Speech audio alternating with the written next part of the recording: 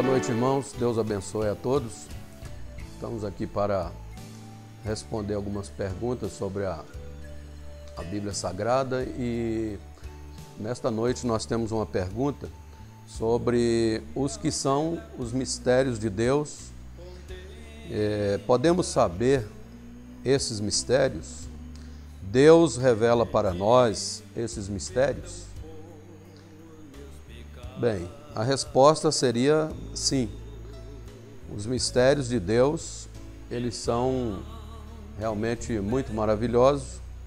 E nós vamos ler na Bíblia, aqui aonde fala justamente sobre o que Deus explica para nós sobre esses mistérios.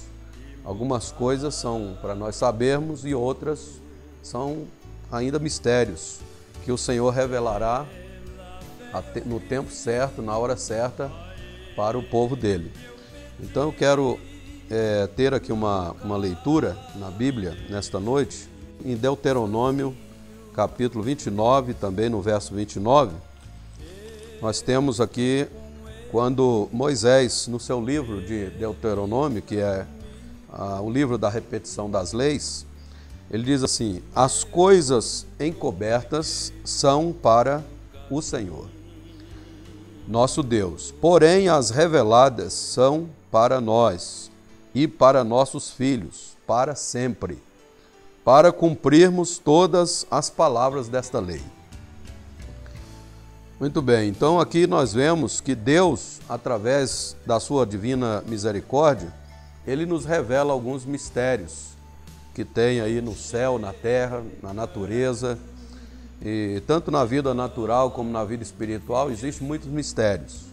E Deus, então, Ele nos revela através da sua graça.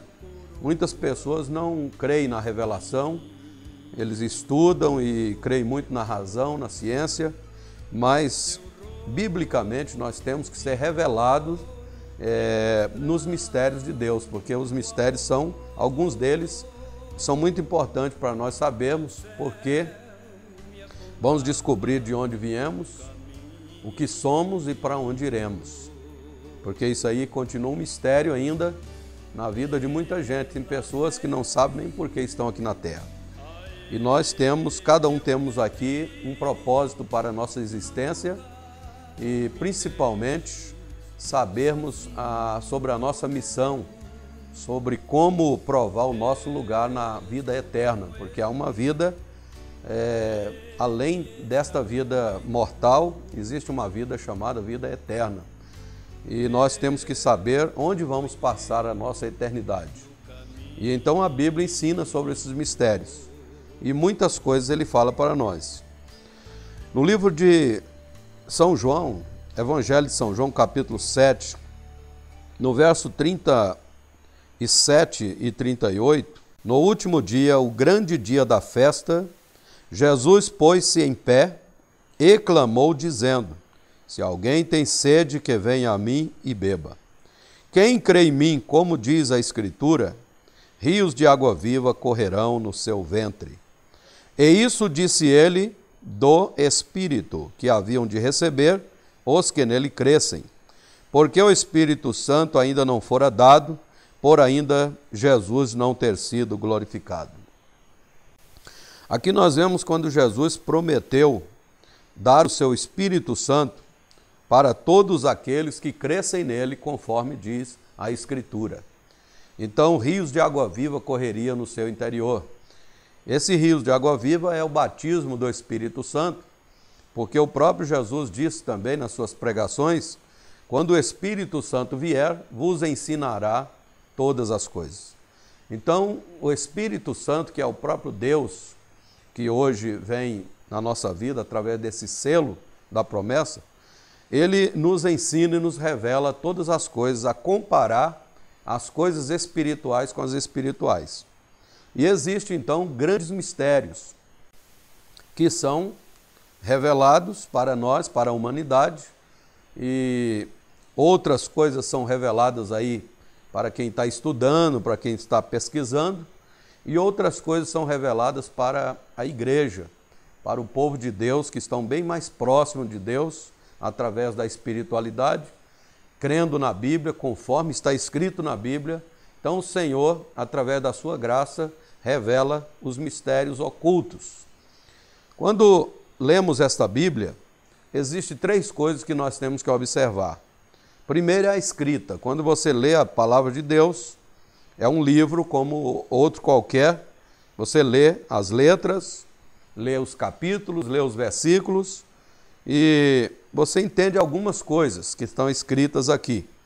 Agora, é ensinado para nós, através do grande profeta William Branham, o mensageiro para o tempo de Laodiceia, ele diz que esta Bíblia Sagrada aqui, ela é um mistério oculto para os incrédulos, para as pessoas que realmente não têm nenhuma vocação, vontade de ver Deus.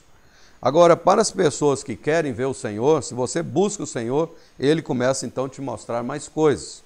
Você vai ver a escrita, onde estamos lendo. Vamos ver então o que está escrito entre linhas. Existem palavras entre linhas que Deus precisa então mostrar para nós. Algo que está entre as frases. E algo também que está escondido por detrás das letras, por detrás da escrita, que Deus revela para todos aqueles que se aproximam dele. Então, como Paulo escreve aos Hebreus, que aquele que se aproxima de Deus, creia que Ele existe e que é galardoador daqueles que o buscam.